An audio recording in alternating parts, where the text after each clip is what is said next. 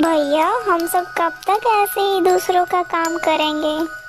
हम चारों कितने बुद्धिमान हैं, तो कब तक ऐसे ही गांव में पड़े रहेंगे। चलो भैया कहीं शहर चलते हैं। हाँ हाँ, बुद्धिराम भैया सही कह रहे हैं, चलो कहीं शहर चलते हैं और वहीं पर काम भी कर लेंगे।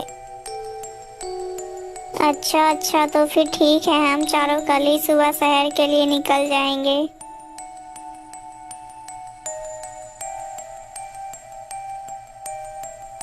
फिर वो चारों भाई सुबह होते ही शहर के लिए निकल जाते हैं।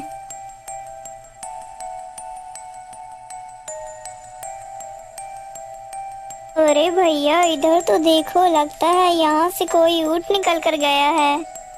हाँ हाँ भाई, यहाँ से तो ऊँट निकल कर गया है, लेकिन ऊँट एक आँख से काना है। और ऊँट एक आँख से काना है, उस पर बैठा एक जनाना है। उन चारों की बातें गांव का एक आदमी सुन रहा होता है।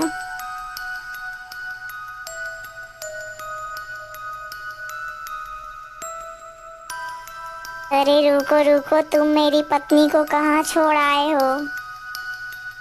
अरे भाई तुम कौन हो और कौन है तुम्हारी पत्नी? मैं तो तुम्हारी पत्नी को जानता तक भी नहीं। तो तुम्हें ये कैसे पता है कि यहाँ से एक ऊँट निकला है और ऊँट एक आँख से काना है, उस पर बैठा एक जनाना है? ये सारी बातें तो सच है। मेरी पत्नी एक काने ऊँट को यहाँ से लेकर रात में ही भाग गई है। मुझे कुछ नहीं पता, तुम लोग अब राजा के पास चलो, वहीं पर अब फैसला होगा।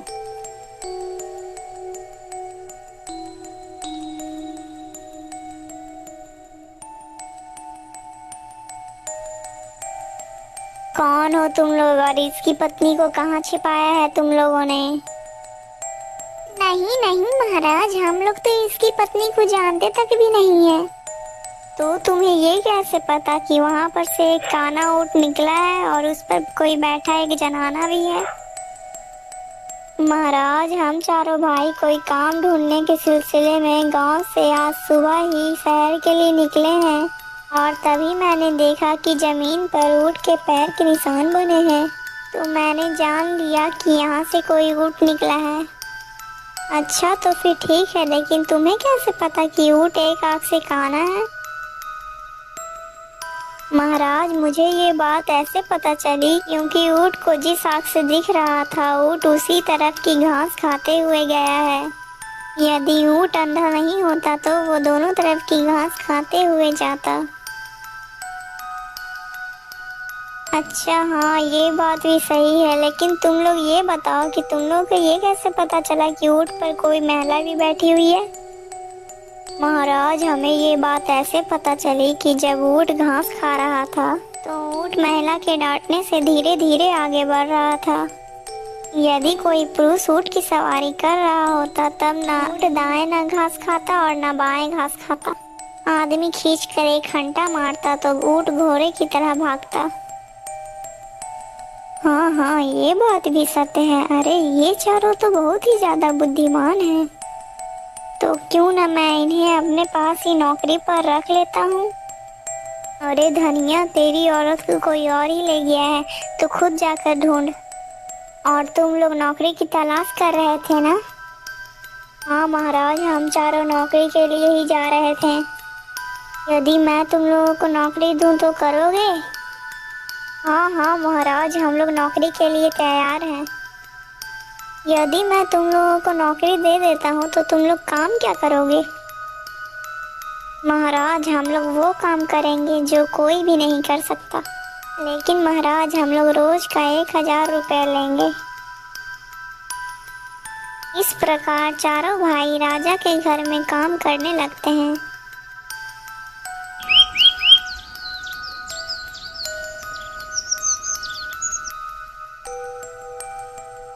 आज पता नहीं लाश कहाँ गायब हो गई। हम लोग तो वहीं पहरा दे रहे थे, फिर भी पता नहीं लाश को कौन ले गया। उस गांव का नियम था कि यदि किसी की मृत्यु हो जाती थी तो उसका शव को जंगल में रखवा दिया जाता था और राजा अपने पहरेदार लगा देता था, लेकिन फिर भी सब अपने आप गायब हो जाता था।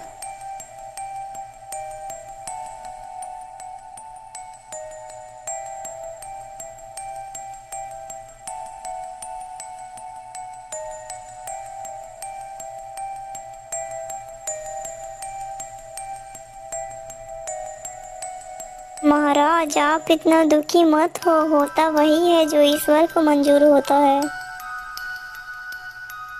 नहीं सेनापति, वो मेरी सबसे लाडली बेटी थी। पिताश्री आप इतना दुखी मत होइए, हम लोग तो हैं ना। सैनिकों चलो राजकुमारी को ले चलो।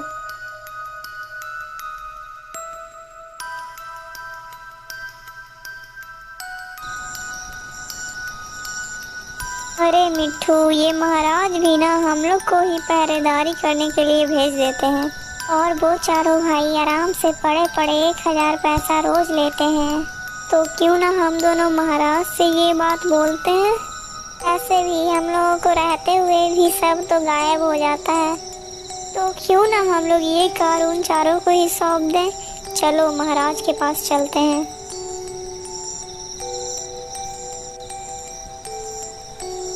बात तो ठीक कह रहे हो तुम लोग, लेकिन ये पहले मैंने क्यों नहीं सोचा। सैनिकों उन चारों भाई को मेरे सामने पेश किया जाए। महाराज आपने हम लोगों को याद किया, बोलिए महाराज क्या बात है। मैंने तुम लोगों को इसीलिए बुलाया है क्योंकि मेरी मृत पुत्री की सबको तुम लोग की सुरक्षा की जरूरत है। मैं ये काम तुम लोगों को सौंपता हूँ। जाओ और सबकी देखभाल करो, मुझे सुबह तक ये सब सुरक्षित चाहिए। अरे बड़े भैया, यदि इस प्रकार हम चारों ने रात भर पहरा दिया तो हम लोग परेशान हो जाएंगे। हम लोग ऐसा करते हैं कि बारी बारी से सो जाते हैं। हाँ हाँ, ये सही रहेगा, हम लोग ऐसा ही करते हैं। तो बड़े भैया पहले आप पहरा दो और हम तीनों लोग जब तक सो जाते हैं। फिर तीनों भाई सो जाते हैं और वहाँ पे बड़ा भाई पहरा दे रहा होता है।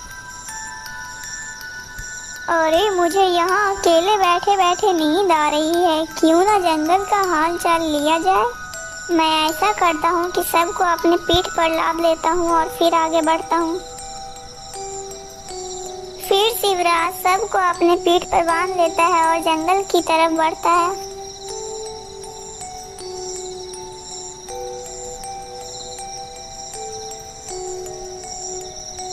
अरे ये बूढ़ी औरत क्या तोड़ने की कोशिश कर रही है। चलो चलकर इसकी मदद कर देता हूँ। अरे बूढ़ी माँ, आप इतनी रात को इतने भयानक जंगल में अकेले क्या कर रही हो। कुछ नहीं बेटा, बस थोड़ी सी भूख लगी थी तो आम के फल तोड़ रही थी। क्या तुम मेरी थोड़ी सी मदद कर सकते हो। शिवराज अपने कंधों पर उस बुढ़िया को चढ़ाकर आम तोड़वाने लगता है, लेकिन वो बुढ़िया एक इंसान नहीं बल्कि एक डायन थी। डायन एक हाथ से आम तोड़ती और दूसरे हाथ से उस सब को खोल रही थी। अरे ये क्या, ये बूढ़ी माँ तो मेरे पीठ पर बंधी लाश को खोल रही है। जरूर ये कोई बुरी शक्ति है। अरे अरे बूढ़ी माँ, ये क्या कर रही हो आप।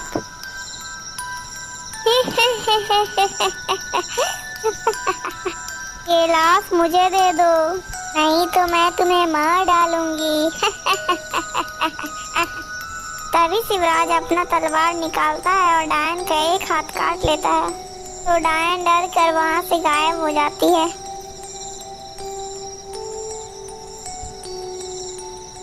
चलो इस हाथ को अपने साथ लेकर चलता हूँ।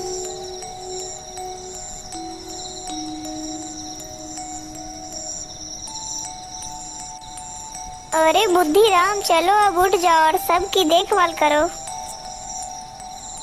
वह भी पीठ पर लाश को बांधता है और जंगल में निकल पड़ता है घूमने के लिए। और वो जंगल में घूमते घूमते एक गुफा के पास पहुंच जाता है। फिर वो गुफा के अंदर चला जाता है। अरे ये आदमी कौन है, मुझे लगता है कि कोई डाकू है। अरे ओ लखन, अगर आज हम राजा के घर में चोरी करने में सफल हो जाएंगे तब हम राजा की बेटी का सब यहीं जलाएंगे। चलो लखन चलते हैं, रात बहुत हो गई है। अरे ये डाकू तो राजा की बेटी का बलि चढ़ाने की बात कर रहे हैं। मुझे इन्हें ऐसा करने से रोकना होगा। चलो मैं यहीं पर छिप कर बैठ जाता हूँ।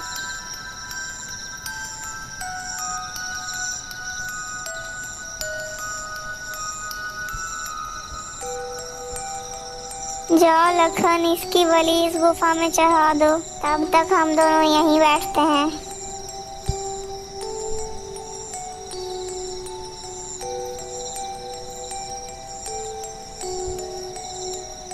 फिर वो बुद्धिराज उस लखन को मार देता है। अरे भाई, लखन इतना देर क्यों लगा रहा है? अरे भाई, उसे अब तक तो आ जाना चाहिए था। जंडेल, तुम जाकर देखो, तब तक मैं यहाँ पर पहरेदारी करता हूँ। जैसे ही दूसरा डाकू जंगल में जाता है तो बुद्धिराम उसे भी मार देता है, और फिर इसी प्रकार बुद्धिराम सारे डाकुओं को भी मार देता है। राजकुमारी जी, आप यहीं रुको और सुबह होने की प्रतीक्षा करो। जब मैं तुम्हें बुलाऊं तभी आना। बुद्धिराम ये सब कहकर वहां से चला जाता है। इसी प्रकार भी तीसरा भाई जंगल में पीठ पे लाश को बांध कर निकल जाता है।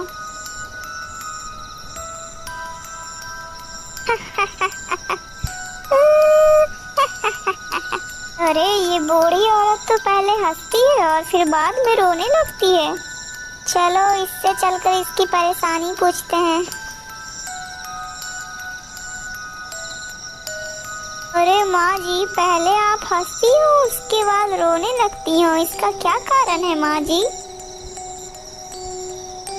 बेटा, मैं एक डायन हूँ। मैं इसलिए रोती हूँ क्योंकि कल इस राज के राजा का मृत्यु हो जाएगा, और हंसती इसलिए हूँ क्योंकि जब राजा मरेगा तो उसके लाश को इसी जंगल में रखा जाएगा और मैं उसको खाऊंगी। लेकिन माता जी, कल राजा की मृत्यु होगी कैसे, जबकि राजा तो बिल्कुल स्वस्थ है? बेटा, राजा के जूतों के अंदर एक सर्प घुसा है, और जब कल सुबह राजा उन जूतों को पहनेंगे तो सर्प उन्हें डस लेगा और राजा मर जाएगा।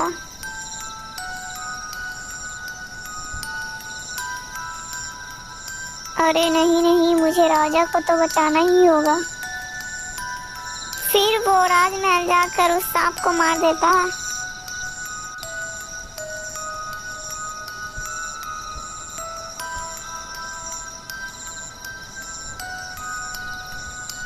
अरे भाई, मुझे यह नींद तो छोड़ ही नहीं रही है।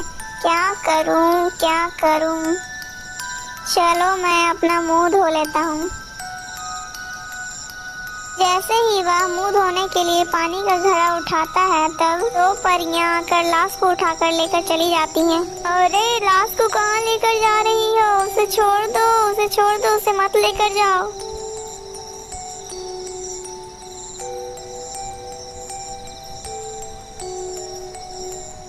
अरे बहन, इस लाश को यहीं रख दो, हम इसे जीवित कर देते हैं।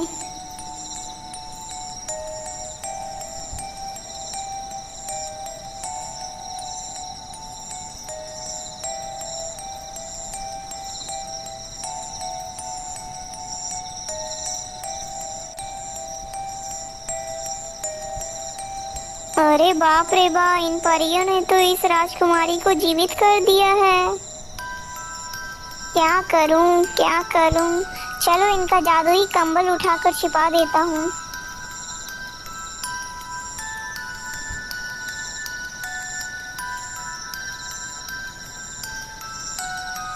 अरे, हमारा जादुई कंबल कहाँ गया? अब हम लोग घर वापस कैसे जाएंगे? तुम्हारा जादुई कंबल मेरे पास है। अरे भैया, आपने हमारा कंबल क्यों ले लिया? आप हमारा कंबल वापस कर दीजिए। अरे नहीं, मैं तुम्हारा जादुई कंबल ऐसे वापस नहीं करूँगा। पहले तुम मुझे ये दोनों लकड़ियाँ दे दो, फिर मैं तुम्हारा जादुई कंबल वापस करूँगा। ठीक है, ये ले लो, लेकिन मुझे मेरा कंबल वापस कर दो।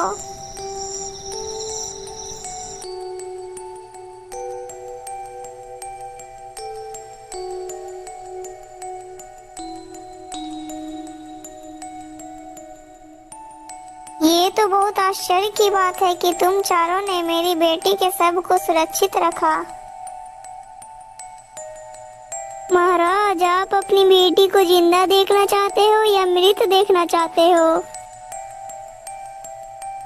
क्या मतलब? मेरी बेटी जिंदा हो सकती है? ये कैसे संभव है? महाराज, कुछ भी संभव हो सकता है महाराज। ये देखिए महाराज। इसी प्रकार चारों भाइयों ने अपने साथ हुई घटनाओं को राजा को बताया और फिर राजा जब इन बातों की पुष्टि करता है तो सब सारी बातें सच निकलती हैं।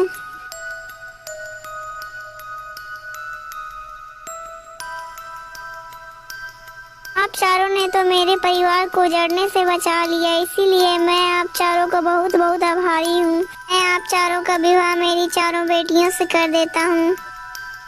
दोस्तों, आपको ये कहानी अगर अच्छी लगी तो प्लीज़ वीडियो को लाइक करके चैनल को सब्सक्राइब कर दीजिएगा। और हाँ दोस्तों, ऐसी और कहानियाँ देखने के लिए हमारे चैनल में ज़रूर आइएगा। दोस्तों, इस कहानी से आपको क्या शिक्षा मिली कमेंट में ज़रूर बताइएगा।